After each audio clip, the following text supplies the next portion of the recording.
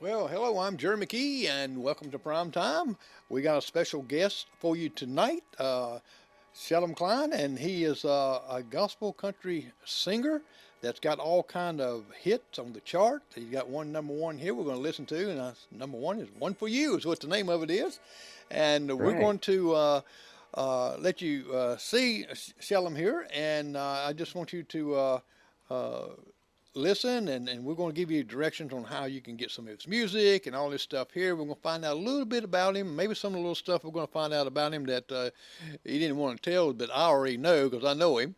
And but he's a funny guy, and he writes his own music, and he also uh, writes plays too.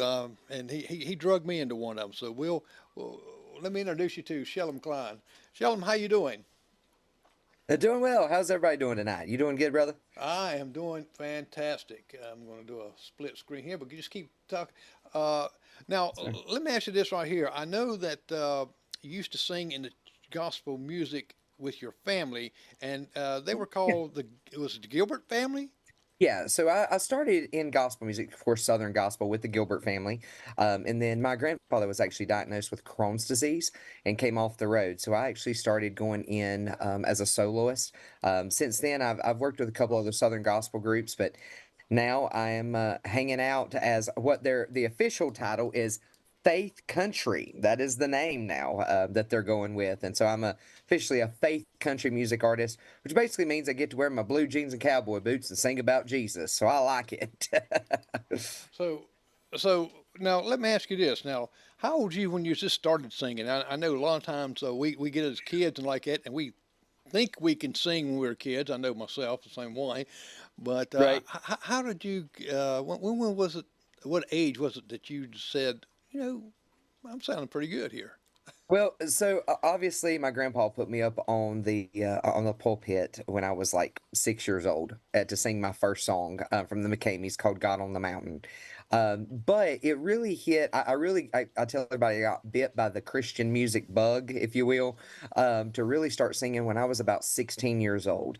And so I really started doing kind of part time and really started to expand my ministry at the age of 16.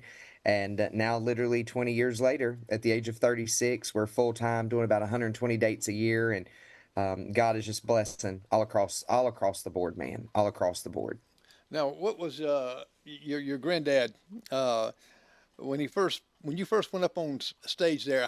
How did you feel? Did you feel like scared to death? I mean, how Oh, you was better it? believe it. You Eight better years old? believe it. I felt like because he had me dressed up in a little suit and tie and everything, and it was so cool because I was so small. I literally got to stand up on the pulpit, and he was sitting there holding me, and we were singing, and they said I just belted out. Like I mean, it was just belting with every ounce of my being, and but I mean, it was great. I had so much fun, and Is that it really shaped me into who I am today. now? Is that when that bug hit you about singing? Oh After that yes, first time yes. like that? Yeah, it was so weird. When I was born, my mom and dad, our pastor, came the night that I was born and prayed, of course, for mom and dad right before they left. And as soon as he said "Amen," I grunted, and our preacher looked at my mama and said, "That boy's going to be a preacher or a singer." And well, here we are. Well, So he was right. actually, it's a little bit of both, isn't it? In a It sense, is. It is. because In a way, it is for sure. your music brings a message to everyone. Now, uh, your grandfather now was your mom or dad were they into music? Did they play, sing, or in church or? My mom was, my dad really not so much. My dad was an interim pastor, Uh-huh. and so a lot of places like my dad would go preach. My family would go and we would sing before he would preach and things like that. And so that happened a lot. Dad wasn't really much of the singer. I tried to get him up there one time. We did a big kind of homecoming celebration a few years back, and I tried to get him up there. Yeah, he was like, "Mm-mm, not happening, no." So that's how that worked. But mom, definitely, it was basically my grandfather, my grandmother, my mom, and myself. Yeah. Now, you not only sing, you write too, but people don't know also that you have written some plays, uh, Yes. and you kind of twisted me into playing in one, and I told you you gave me all these lines, and I'm sitting here. I can't remember these. I can't remember to turn around if I go in another room what I went there for. So how can I remember these? I hear that. And you said, Yeah, we had so much fun, man. So before I really dove into full time in the music world, in the world of faith country music, I actually worked as like an activities assistant director, and a lady by the name of Kathy, and which I think you know Kathy. She might be kin to you, right? Yeah. yeah, she's kin to But me. She's a lot older than I am, though. she's a lot older than you are. There you go. Kathy's watching right now. She's not going to be very happy with either one of us for saying that for sure. But no, but so me and Kathy, we had this mindset. Me and Kathy would play off each other so much, when we're doing activities with the residents, and we built a team to where like you just never knew what you were going to get. And we were sitting in the office one day just brainstorming, and Kathy and I came up with this idea. We should write a play and do an actual play for our residents. And it wound up turning into way bigger than what we thought it was. And we sat down and we wrote this play called Unlucky in Love. And I mean, it was funny. It was just good, clean, funny stuff to where people can just laugh and enjoy life. And we did. We actually did as a fundraiser. And of course, you were there that night playing part of it. And it was so funny, just absolutely hilarious, and actually sold the place out that night. We Yeah, did tickets and that's what I sold it was. out. It was so much fun. It was great. Yeah, the people were just packed in there, and It was literally standing room only. yeah, Literally, that was what was left. and my part in the play was, since I couldn't remember nothing, I just had to listen to what y'all said and just say anything. Exactly. Well, and that was what was so funny about the whole thing. Like we had our lines, but do we really go by it? No, we just made it up as we went on stage. And I think that's what made it so funny, and that's why people got so tickled. There were several times to where we would get cracked up at each other on stage, but Exactly. it made it real. And that's I see that with obviously transitioning back, that actually shows us that that's what my music ministry is right now. Is Hmm. I want folks to know about real life stuff, things Right. that are going on in your life. And so that's what, just like that play, our funny laughter, our improv, if you will, it made it real in what people was dealing with. And that's where we are today. And and that's just my whole concept, and what my ministry is based around is, what, there's a lot of people that can fake it out there, but our world doesn't need a bunch of fakes. It's No, time for us to be we got real. enough. That's how We got enough fakes out it, there. Now what? exactly. And that's how we're going to win souls for Yeah. Jesus. Now when where do you get your inspirations from in writing music? Do you wake up in the middle of the night, or are you traveling? Are you stopping, or how? Honestly, the answer is D, all of the above, for sure. So yeah, it's really interesting. I have in my phone, I'll have what I call like a lyric list, and it's just kind of like hooks and different things for songs that I'll get. Like I'll be out in Walmart. I've had people say things here, there, and yonder. I'll hear somebody speaking, and when I hear them, I'm like, oh, that sounds like a cool song, and we'll write that down, or I'll come up with something, and something just hits me, and it does. I mean, obviously, a lot of the stuff that I write is based off real life events, but it really it just depends, man. It's so funny how it all works together for sure. Well, I had Richard Sturman, the bass singer for the Oak Ridge Boys, Yeah. and he was telling me how Elvira came into play. And he said the writer, Nice. his writer that wrote the song, and Richard said he's never written a song, but he said his writer Right. that wrote it. He said he was at a stop sign and looked up, and there was a street sign said Elvira. He said that sounds neat, That's so awesome. he wrote it down, and he went down that street, and where the bop a mile comes in was Right. the potholes in that street. That's where he got that sound to, and then he wrote the Nice. rest of it. Okay. So you can get inspiration from anywhere, can't you? You, very true. Very, very true. I actually wrote a song the other day that makes absolutely no sense whatsoever. It'll probably never go out to anywhere, even like on YouTube. It won't even make the Facebook blooper reel, but it's called The Irish Watermelon. I have no clue what I came up with it, but it was, yeah, it The made no sense. But yeah, Irish Watermelon. the Irish watermelon. Yes. Yes. Yeah, it's more of a kid song, and literally when I got done with it, I was scratching my head saying, I need to go to bed because that song is bad. Like it just made no sense whatsoever. It was just really dumb. So it works. Well, wait a minute now. And you got children, and they probably think that song is one of the greatest because I've seen some YouTube of you and your kids. Oh yes. Well, Man, and that's the thing. they can have you doing anything. Oh yes, for sure. Yeah. But it's so funny because these kiddos, they give me so much inspiration, and we actually are working on some special surprises coming up late 2024, of course into 2025 as well. And we've got some very special things that's taking place, and I'm writing all kinds of different kid songs for them. They're actually me and the kids are actually writing right now a little kids book, and different stuff like that. You know, just kind of having fun and just making memories with the kids, and we'll see what happens from there. Well, now I know I've seen some your kids singing. Are you teaching them a little bit about vocals, or are they Oh yeah. teaching you? Yeah, a little bit of both, I think, actually. No, it was really funny because we haven't announced it yet, but I'll go ahead and throw it out here and let you guys know. Um, the kids were actually going down the road the other day, and my oldest, her name's Ella, she'll be 9 actually on Sunday, the 15th, if you can believe that. She's all excited because she is so close to double digits, and I'm Uh just like, oh, yeah, let's not talk about that, please, preteens.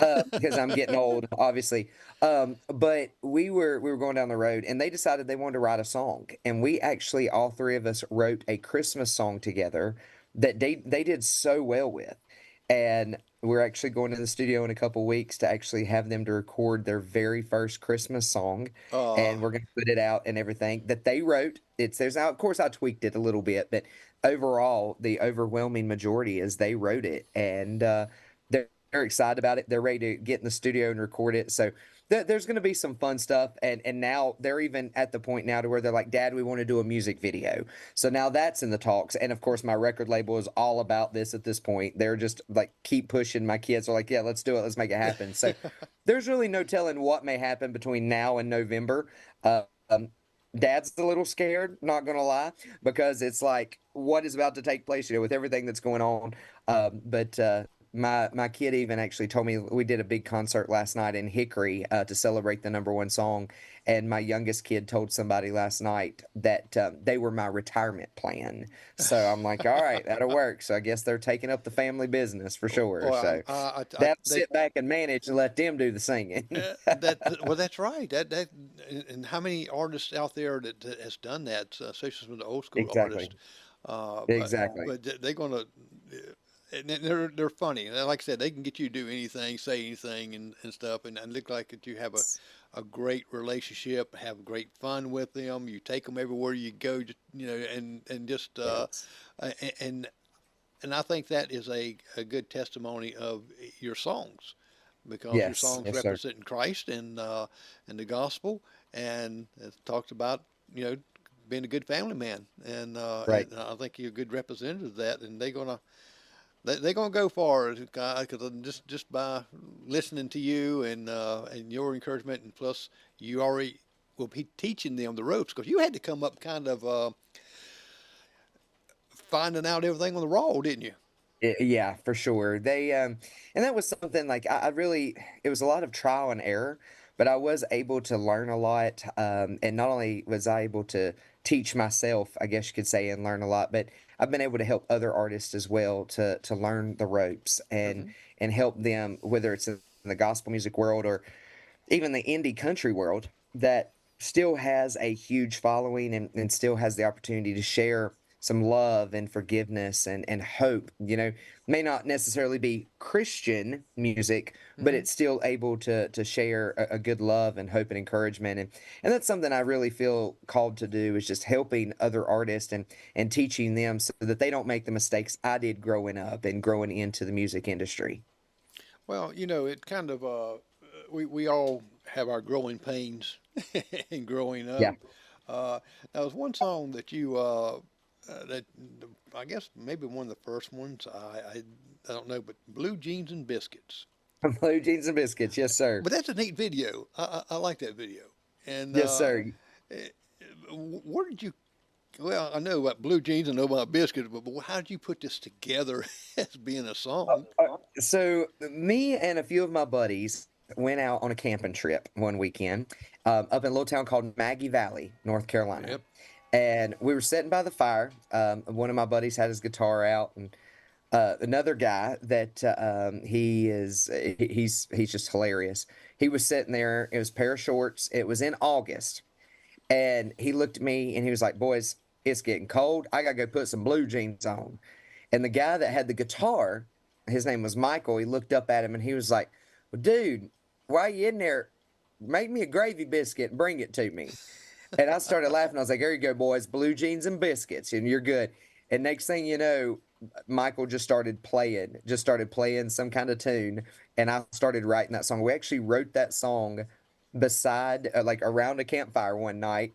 And then, of course, we went back, fell in love with it. I was like, all right, we're going to put this on an album just for the fun of it. Didn't even think it was going to do anything big, but it hit so quickly and people loved it that we wound up going back to Maggie Valley to actually shoot the music video. Oh, So wow. it was quite unique. It was supposed to be just a joke. It was one of those in the like the joke kind of songs, but it wound up honestly dominating across the board and actually wound up being my very first number one song. And to this day, I still have people just like last night. I had somebody come up to me and was like, "Hey, can you sing Blue Jeans and Biscuits for me?" And I was like, "Do you know how old that song is?" But Well, apparently now it's a classic. It's actually known as a classic in faith country music now. So well, it came out in 2016 of October, and it was hit number one there like 2 months on the national chart. exactly. And that's it, it, you probably 20 years from now, someone's going to still ask you to sing that same song. Yeah.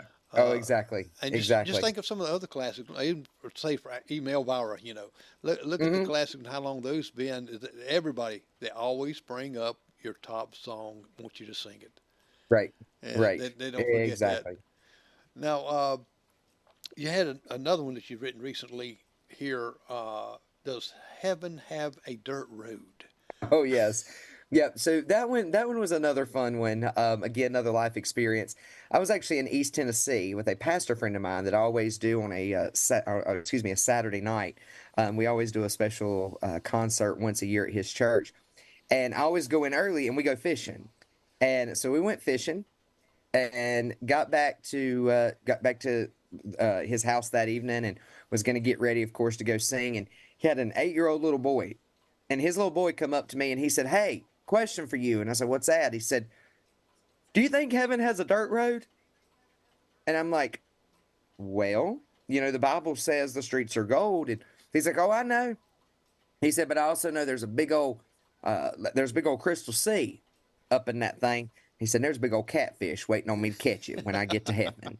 And I start busting out laughing. His dad started busting out laughing. And I looked at him. I was like, "Well, buddy," I said, "how do you know that there's dirt roads in heaven?" He said, "Oh, it's easy." He said, "God does everything perfect, right?" And I was like, "Yeah." He said, "Don't you think it's going to be a little weird if I got to walk on gold to go catch that catfish?" And about the time that he said that, his dad looked at me and he said, "You're going to write a song about that, aren't you?" I said, "You better believe it. You can't get more Christian country than Heaven and the Dirt Road in the same song." And so we wound up writing that about a week later in Nashville. And it was a number one song, and people just love it. My kids actually have a dance to it now that they've choreographed and work. And so they actually have a dance that they do with it. And it's so fun. It's so fun to watch. And people, like again, last night when I sung it, as soon as the first note, the crowd went crazy. They started clapping because they knew what song was coming. And I'm literally up there singing, and you can literally hear people singing to the top of their lungs the song "Does Heaven Have a Dirt Road?" And that's always a wonderful feeling as an artist to know that people love your music enough that they're gonna sing back to you. Well, they when they start remembering the words, we got all our favorite songs that comes up. We can hear that first note. I know, and I know you do, because we you absorb it. And I got a son that at first note he can tell you exactly the artists and what they done and how many. I mean, Right, he got thousands of records and albums in his music room. right, A radio station would be proud to have what he had. But right. but we do that, and Heaven Have Dirt Road just kind of caught my eye. I says, I'm thinking, Never thought about that before, and leave it to a child to bring that up, Exactly. because we, Right. And it was so weird the way that the kid brought it up. And it's when I actually sung it for his dad. And of course, for him, he was just sitting there like, yep, that's my song. I created that. So, they were all excited about it. And, it's fun to see your fans really get behind it and really push them as well. yeah, and now the song that you've written, "My Story," is that a story about you? It is actually. So my story is one that was kind of like the invitation song from the Everyone Has a Story album, and it's basically one of those to where it just lets us know that every one of us does have a story, and that and this was my story, and just kind of throwing some different ideas and different things in my story out, and basically what that song was written about was just to let folks know that it's the good, the bad, and the ugly that makes up who you are. And just like, you have all these different keys when you're playing the piano to make a song, you have all these different notes that create the melody. It takes everything in your life, the good, the bad, and the ugly, to create your story. And that's what that song was about. And I mean, that song hits home with a lot of folks as well, just to remind them that, yeah, life's going to get tough. A lot of things is going to happen, and it's going to get ugly sometimes, straight up ugly, but it's all part of your story and it's all part of the plan that God's got for your life. Well, I think it's pretty cool. I think everybody has a story. Uh, Exactly. it, it's been written, and in the past, or maybe some things haven't been written in the future, but you can add to it and see. We always have a family get together on New Year's, Hmm. and we write each year. We've been doing this for years and years and years now. We write predictions. Make We can make stuff up. It's funny, whatever like that, or about each other, or people we know, and we make Right. predictions, and then we seal them, and we don't not look at them till next year. Then we, Right. we open them up and read them. Then we make new That's ones. awesome. So we've been doing it probably about 25, 30 years, Oh, and wow. we got a lot of things piled up. Some things happen, and a lot of things don't. but Right. Right. but it just goes back with your music here. My story. When I was listening to it, I said it's kind of like that in a way, it's telling everybody's story on what they've done in the past year, or what they've accomplished, what they said they're going to accomplish, or things like Mm. that. So that's a good Awesome. song. And now Thank you. the top of the cross. Hmm. Now, what's on the top of the cross? Right. So this one is probably my dad's absolute favorite song that I have ever written. And it was that one was really interesting. I was actually in Nashville, and if anybody knows anything about Nashville, you can't get anywhere in Nashville by car in an hour. Like it just doesn't happen. Okay. Like it just doesn't happen. If you've got a specific place you've got to go and get back, it's best if you just walk instead of driving at all. But I was actually in downtown Nashville and I stopped at the tallest building in Nashville and I looked up and I just thought to myself, I wonder what the people on the very, very top floor of that building is actually thinking. If they look down, what do they see? And where I was standing, it was the hustle and bustle of the day. You turn around, you've got buildings everywhere, cars, people, everything, right? And as I'm standing here, I'm looking up and I'm like, what do you think they saw? Because where I was at, I couldn't see the whole city because my view was blocked. And as I'm walking back to the writer's room, because I actually had went over to grab a little snack, and then was on my way back to the writer's room. And when I was on my way back, I got to thinking, I wonder what Jesus saw from the top of the cross. Everybody that was at the foot of the cross, they were looking up, and there was two different types of people on crucifixion day that was at the cross. It was the folks that loved Jesus and the folks that hated him. But both of them were there for one reason: to see Jesus. Right.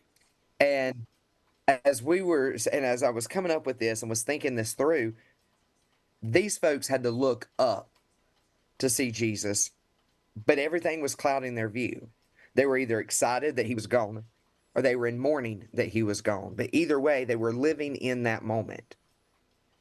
But then my question was, just like the person on the top floor of that building in Nashville could see the entire city because nothing was blocking the view. What did Jesus see as he was hanging there and was able to look down through the future? And so that's why we put that song together, and it turned out very, very well. Again, that was a number one song as well for us, and that is my dad's absolute favorite, hands down. If my dad is in the audience, I better be singing "Top of the Cross," hands down, or I will get fussed at for sure. But it's just one of those that really, it was took something that actually happened to me, but was able to relate it to the Christian world. What did Jesus see? Did he look down and see you and me and knew that he had to be that sacrifice so that you and I could live forever? Yeah, and that's the song itself, and that's why I was going to say where you got that inspiration from, that one, and just from walking into a building or looking up at skyscrapers, and I never really thought about that. So what did Jesus see when he did look down? He had compassion, I know, Right. and forgiveness, and Exactly. that's forgiveness of the ones that was mourning and the ones that did this to him.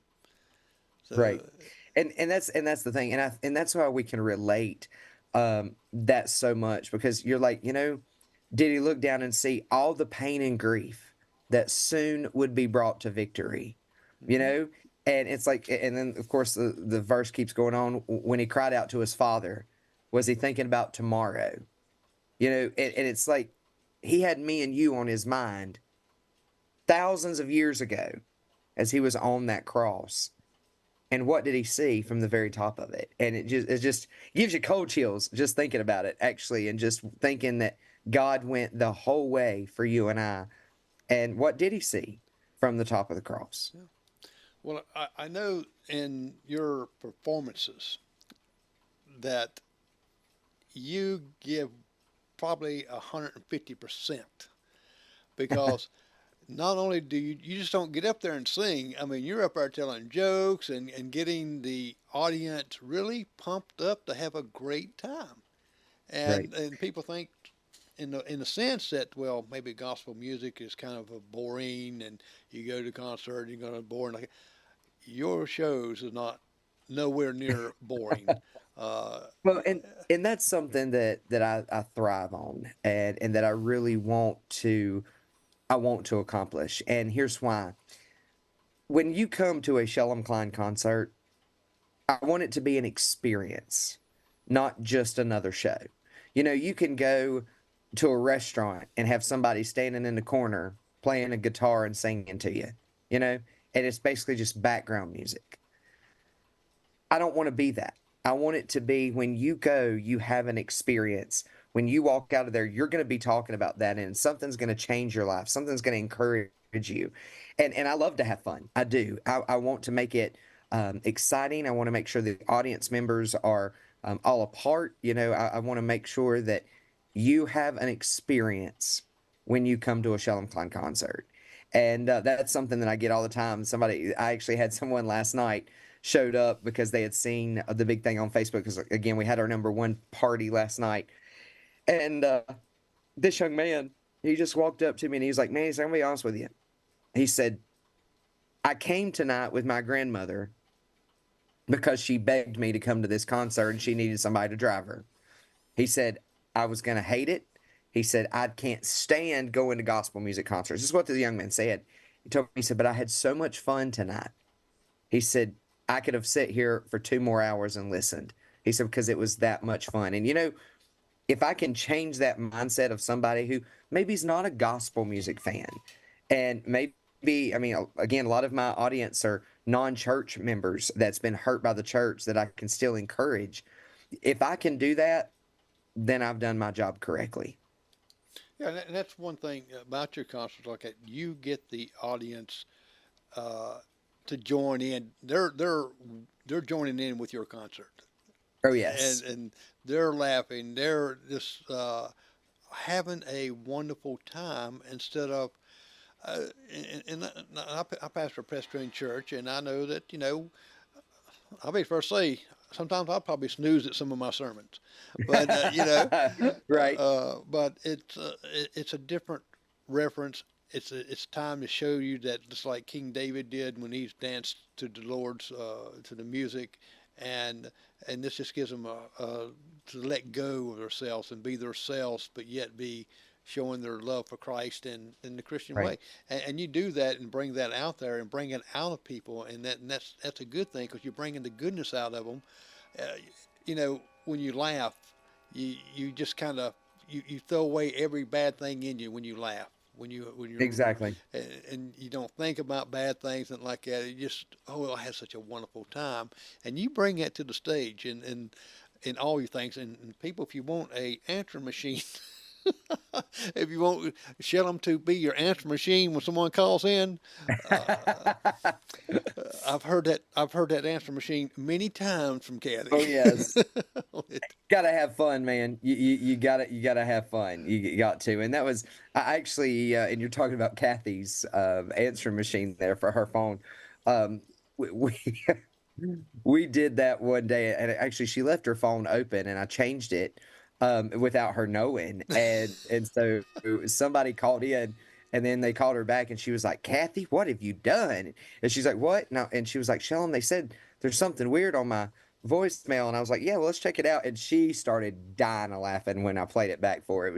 It was funny. I mean, it's just got to have fun, got to get people laughing and let them know that even on the worst day of their life, they got a reason to smile.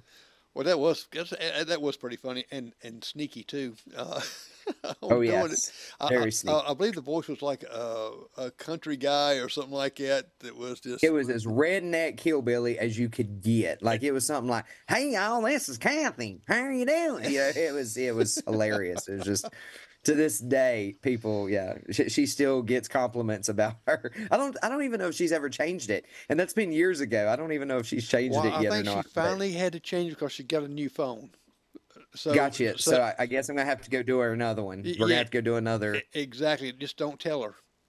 Yeah, exactly. So we'll take her phone and do it. You distract her and I'll take it. All right.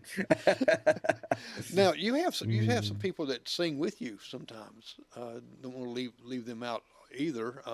That I've seen them. I mean, was it a bus y'all tour you went on a little bit? Was, Yeah, so so I get to do some collabs with a few folks. We've got some different artists that I have worked with, and everything. So, for example, the Sounds of Victory is a ladies trio out of hmm Hickory. We've done some dates together. Victoria Stillman, we've done some dates together with them, and we actually are looking in 2025 doing some more collaborations with other artists. This is something country music as a whole has been doing for a while. And so we are really looking at trying to pull together some different Christian country or faith country artists, and doing some different tour dates together, to make it more kind of like a country music scene, where you've got three or four artists coming for a big show, or even contemporary Christians doing that now. So we're excited about that. We are looking, and possibly 2025 is going to be a bigger year with some other folks. But I did a few little collaborations here and there with some different folks, but that's kind of where we're at this point, and hopefully 2025 we'll see more of that. Well, the reason I said that you collaborate with some of them like that because you chase them around with your video camera, with your phone Yes, camera. that's true. Because That's true. I see them like I said, don't do that, no, and you're Yes. chasing them Yeah. down, and I think that is hilarious because it, they might even have a bad day or something, but you come up and say something to them, make them laugh, or but it just makes to me when I look and see those little videos like that, I laugh because I know y'all having a wonderful time, even though it's work. It's not something Yeah. easy, is it? You got to work at this, right? Oh, yes, very much so. A lot of people, and this is one of the most biggest misconceptions. I've got people tell me all the time. They're like, "So you work like 2 days a week, and then what do you do at the house? You just lay around and watch TV?" And I was like, "Yes, that's exactly what I do." Considering I don't even have television at my house. Like we only have Netflix here. Okay, that's because there's no need of me paying for it if I don't ever watch it. I don't Right. even get to watch football at this point. But it's one of those things that I do. It is a lot of work. It's a whole lot harder than a 40-hour week job, honestly, because you're always working on stuff, working on new music, and working on some different tour dates and getting ready for this tour, that tour, and things like that. It's a whole lot harder than I even thought it was going to be when we went full time. And I've been full time. This is my 8th year full time, and it was a whole lot harder in 8 years than I've ever thought that it would actually be. Well, you know you've got to constantly work with your agent to book venues and things like that. It's constantly if you want to go that far, this far, and you travel Right. all the time. And I know that when you're traveling like that, not only that you're working there, you're working away from home, away from family, and you know you call on the phone back and forth a little bit there, but it's not like being there. You might even Skype or Right. something, but Right. it's still not like being there. And especially when you're in a hotel room or something like that, and it's dead silent when you're used to your kids coming jumping on you and y'all doing all this Oh, kind of yes. crazy stuff that I see you do. Yes, sir. Yeah, and that's the thing. Like, when I'm on the road, I get the opportunity. I'll give the kiddos a call, and we'll just sit and just talk about our day. But it's not like having them crawl up in your lap and watching Bluey or something, on television. Right. Um, and that's kind of where we're at that point. And but again, my kids love it. They get to go on the road with me sometimes to some shows, and when they're on the road with me, they'll come up on stage and do their dance to Heaven Have a Dirt Road or sing a song or something like that. But it's exciting. It's exciting to see where these kiddos are doing, and I definitely miss them when I'm off the road for sure. Well, I can see that because you know, like you have so much fun and all. Now you've had a lot of awards on your music, and we're gonna get you a hit song here in a moment too. You've had your charter songs that's just been on the charts, and then you had your all kind of awards. Uh, New excelling artist, lead vocalist of the year, songwriter of the year, song of the year, young excellent individual of the year. Yeah. I mean, it's just like on and on like this. Christian country artist of the year. I mean, you know, I couldn't get my head in my door if I was all those right there. But I It's was just looking at all these awards every year that you talk about 8 years you've been in there. It just going and going and going that you've been blessed with these beautiful songs that you've been writing and singing. and it's great. It's great, and it's so funny because I've got like all these plaques and everything that are up in my office and things like that, and they each one of them means something different to me. But it's really weird because it's funny how when folks introduce me or when I'm doing radio shows or podcasts or things like that, they always get to the different awards, and I always tell them, I'm like, I said at the end of the day, those awards they mean a lot to me. They really do. But furthermore, I use that as a teaching tool for my kids. At the end of the day, I want my kids to succeed. And so I tell them, I'm like, guys, I said, all these awards, dad wasn't just handed them. They didn't just hand over young excelling artist of the year, songwriter of the year. I said, you had to work for it. And I told them, and we've got this phrase at our house right now that I use. It's a sin to do less than your best. And I tell my kids that, and I'm trying to instill that in them that, no matter what they choose to do, like for example, Ella is wanting to be, she, like I said, she's turning 9 next week. She wants to be a zookeeper when she grows up. She wants to own a Ah. zoo. Okay. Kind of cool, right? Lena, on the other hand, wants to be a doctor, a singer, and a veterinarian all in one.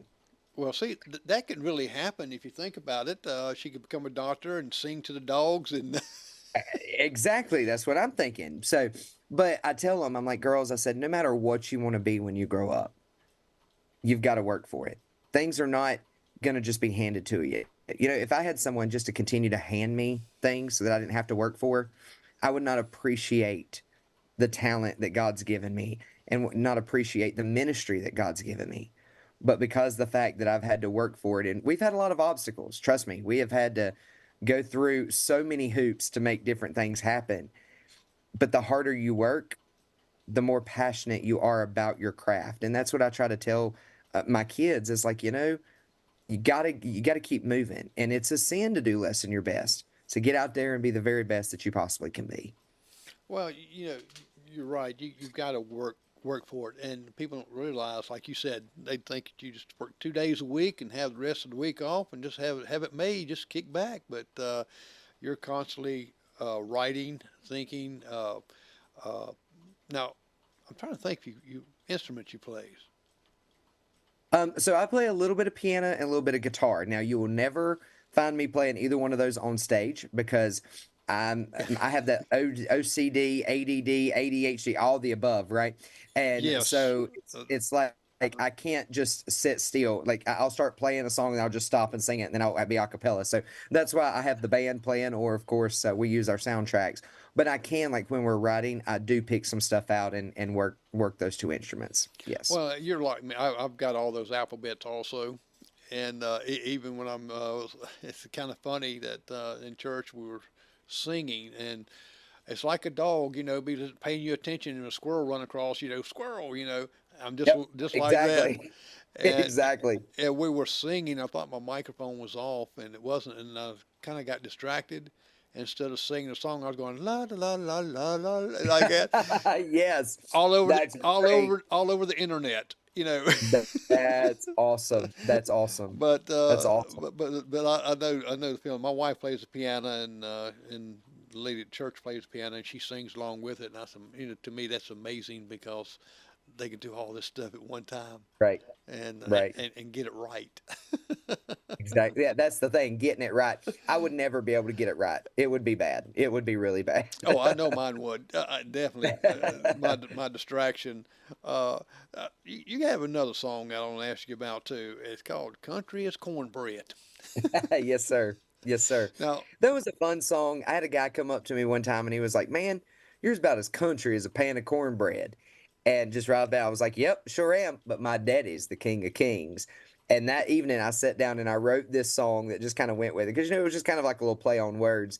Is that yeah? No matter who you are, you can be country, you can be cityfied, whatever the case may be. Um, but and it basically just says that I'm country as a pan of cornbread, but my daddy's still the king of kings, and just reminds us that no matter what walk of life you are, no matter where you are, Jesus still loves you, and He's still your daddy. exactly, exactly.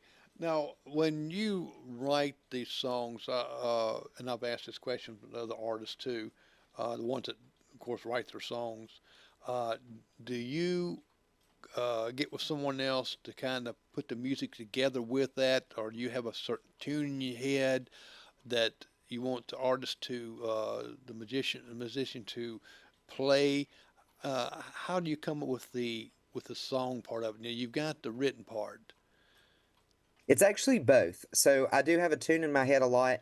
When we do a lot of co-writes in Nashville, usually I make sure to work with somebody that's fantastic on the melody, and they just come out and just rock and roll with it. And then I work a lot of the lyrics. We just kind of bounce the ideas off of each other and make it happen. So it's actually a little bit of both. I'm one of those guys to where we've had several sessions to where guys come in and said, "Hey, I've got this melody stuck in my head. Let's write a song to it." And we've done that. We've got some where I walk in with lyrics. I'm like, "Guys, this is what I'm thinking," and just back and forth. So I would say it's all across the board, and it just really depends on the day, to be honest with you. Which that sounds like a good song in itself, by the way. Depends on the day.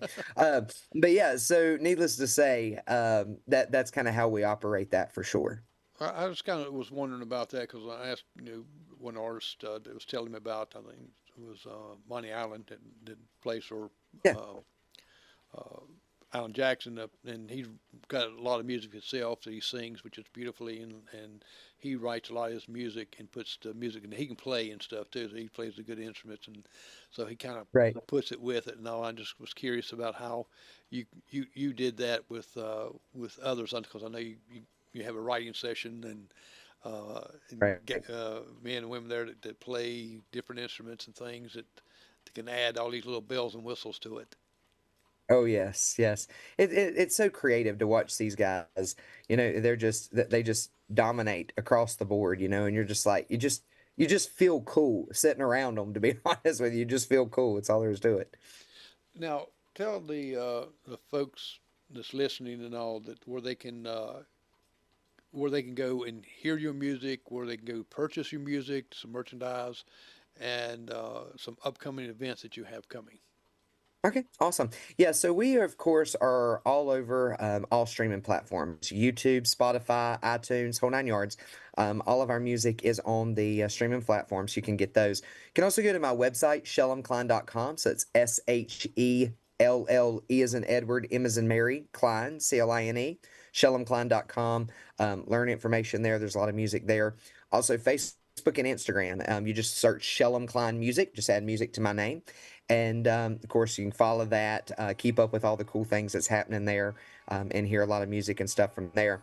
A couple big events that we do have. Of course, last weekend we just finished up our what we call our number one weekend. We were able to play at my hometown fair that I grew up going to, the Iredell County Fair up in Troutman. Packed out place on Saturday night, which was really awesome. Last night, of course, Sunday night, we were at my home church doing the number one party for the song. Again, a packed out house there as well. And we've got some really cool stuff coming up. Actually, got an invitation to play at the National Quartet Convention, which is the largest Southern gospel event, and they're starting to incorporate some faith country in as well. So we're playing that at the end of the month. A couple other things: the Lighthouse Gospel Music Festival, which is going to be held actually in Hickory this year, here in my own backyard. We get the opportunity to perform that here for a couple days, a couple festivals and things throughout the year, and then maybe even a couple Christmas shows this year as well that we're going to be able to do. Well, you're going to do a couple Christmas shows there. I'm just curious if you're going to be the Grinch or the Elf or. Probably the Grinch. I think I would be a Yeah. better Grinch than anything else, to be honest with you. Well, wait a minute. I know there's something new they can come out with. We get Shellem on the Shelf. Shell, I love it. We should totally market that, and it could be the singing Shellum on a shelf. That's it. Shellum shelf. And, That's a tongue twister, but I like it. yeah. I like it. I think we should really do that. And then each time they move it, it plays a different song. That would actually be fun. Yeah. So we I'm get. on, I think you're on to something. I'm gonna have my people call your people on that one. Oh yes, yeah. We are. But that would be fun. And Christmas time is a great time of the year. And I know that with your children, that you just have a fantastic Christmas. I bet you're more excited than they are just by knowing you. You probably can't even sleep during Christmas Eve. Maybe a little bit. Not gonna lie. There may be a possibility that we may or may not have about 30,000 lights going up in our house this year, and inflatables. I mean, it's gonna look like, yeah, it's gonna look pretty interesting at our house this year. I can promise you that for Christmas. Yeah, it'd be Yeah, like the we're already Griswolds. preparing, and it's not even Halloween yet. So Well, it's like the Griswolds, right? exactly, exactly. Well, it's funny because we usually have about five Christmas trees up in our house. The kids have to have one in their room. We have one upstairs. Of course, I always have a small one in my office, one in the living room, and then one in our dining room area, um, or family room area, I should say. And then, of course, I've got everything everywhere. The kids always want to help decorate, and you just never know. You just never know what's going to happen at the Klein house for Christmas. That's Yeah. just all there is to it. Now, does your wife sing? No, not really. And she does more. She kind of like just kind of hangs out and travel, or doesn't really travel much anymore, and everything. She just kind of stays around and does her own little thing there at the house. So yeah, Well, she she takes doesn't care of the sing or home front there for you to come back to. yeah, yeah. I didn't know she was singing. To be a duet going on. Just for the. No, it's just gonna be me and the Munchkins. Maybe you get some snow this time. Y'all can build a snowman. That would be great. Or That'd be great. We didn't get any snow last year. It flurried a little bit, but yeah. my kids were all about snow, so I had to take them up on or up top of the mountain before we could actually get some snow. So, yeah, I'm hoping for at least a little snow this year for Did, sure. did they throw snowballs at you? Of course they did. Of course they did. And pelted me several times with the snowballs. Yes, very Yeah. much so. Well, that's great because that's good time right there. That memories that you never ever can take away.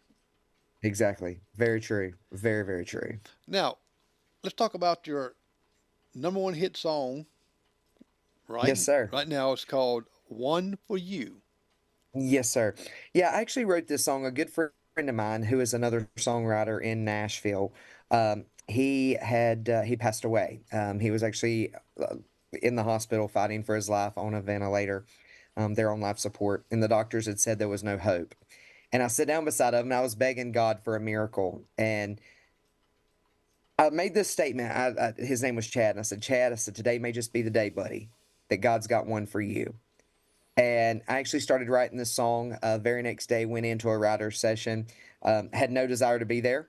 They told me I needed to go, to kind of clear my head. But I had no desire to be there because obviously one of my best friends was leaving this world. And I walked in and we sat down. I gave kind of this little chorus that I had written beside Chad's bedside, and we finished up the song. The song wound up doing very, very well for us. It became a huge hit. Was a number one song for 2 consecutive months now, on the largest faith country chart and the second largest faith country chart, which is the first time that has ever happened that it was on both of those. But it was just one of those simple things to where it's like, today may just be the day that God's got a miracle for you. The let's see if I was. There we go. Just a little bit of it right here. The next you're staring back up at the climb. No one ever said life was fair. Hardships and hard times, man, I've had my share. But keep on believing there's reason to his right. And I know that song really touches you because you wrote that for your friend. Yes. Yes, sir. So if you just hear some of this music, you will want to go and purchase. Let me get this. There we go. Technology stop.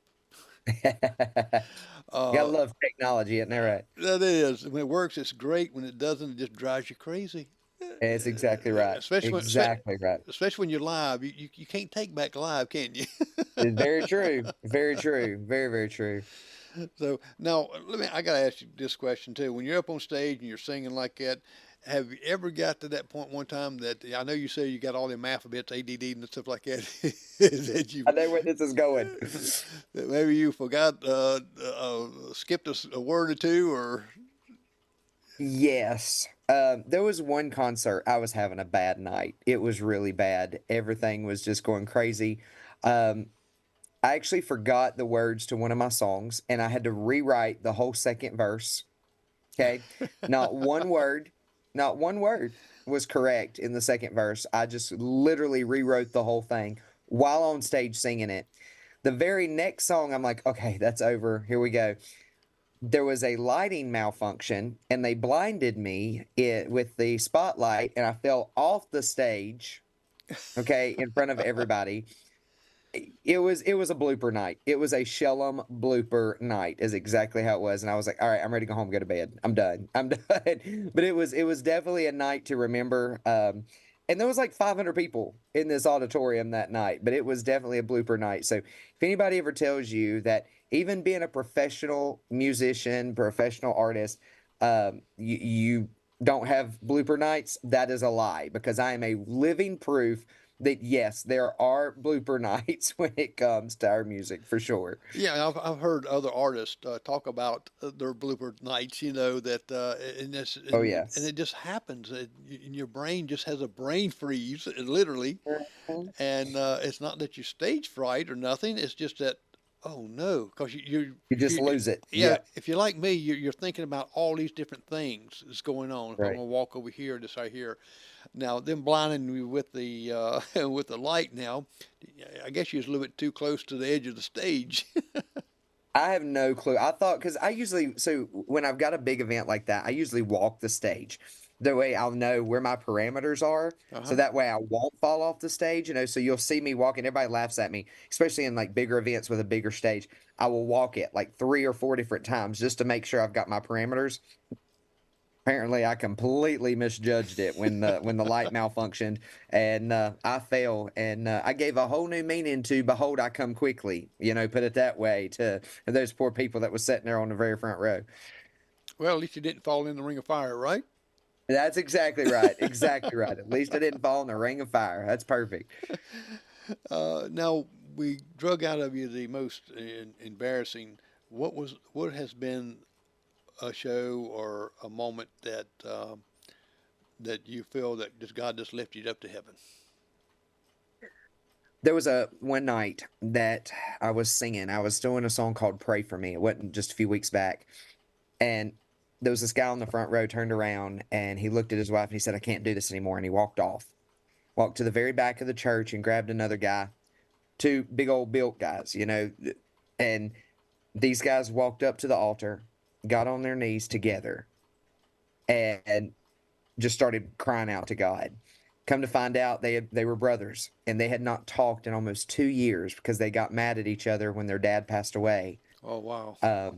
About something that was in the will, and one brother just found out he had cancer, and so the brother come up to him and he said, "Man," he said, "I've been a horrible brother." And right in front of the church, he apologized to his brother and he said, "Today, I start as your prayer warrior." He said, "We're going to rebuild this thing. And today you're more than my brother. You're my best friend." And man, it was just something about that night that just got you going. It just made you excited, got you all excited about it, to know that, that's where we were at, and that this family was reunited, because, things happen in life. Let's face it. And these That two it brothers does. were able to get back together, and just to be able to witness that, and knowing that it was some songs that I was able to sing that brought that family back together. It was great. It was absolutely great. That's what Faith Country really is about.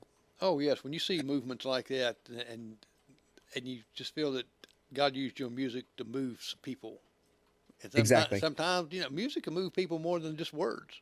That's exactly right. Yourself. Exactly I right. know I've heard old school music or different music, and just get there, and I said, you just feel it and you get that peace Yeah. on it. Very true. Well, Shellum, Very true. our time is just about a couple of seconds here up, a few minutes, but I appreciate you coming on and sharing your life, part of your life, and your music. And we just will keep on praying for you that you just keep on hitting the top of the charts. And we just Yeah. enjoy your music, your talent, and just keep letting them kids put them videos on there, them messing with you too. That's That'll work. We'll do it. Well, thank you so much for letting me hang out with you this evening. And like I said, make sure you go check out shellemcline.com and also Shellem Cline Music on Facebook and Instagram. And go follow those pages. That way it looks like I have friends. there you go. Well, you have a good night, and we will talk to you later on. And Yes, sir. and God bless. God bless you as well. Now, Thank get you so ready to much. get these guys off here. All right, you was listening to Shellem Cline. Let me get my little, get a little of his background music on there while I talk to you. Tony Malk's going to be our next week. He's out in California, and he's kind of got some good stories about how he's helped NASA, and also is helping the Indian reservation out there to learn some technology. And he just got all kind of wonderful things we'll be talking to him about. And we'll be bringing him all the way from California to little old Buffalo, South Carolina. Well, I'm Jerry McKee. Thank you for watching Prime Time with Jerry McKee and Shellem Cline. Have a good night.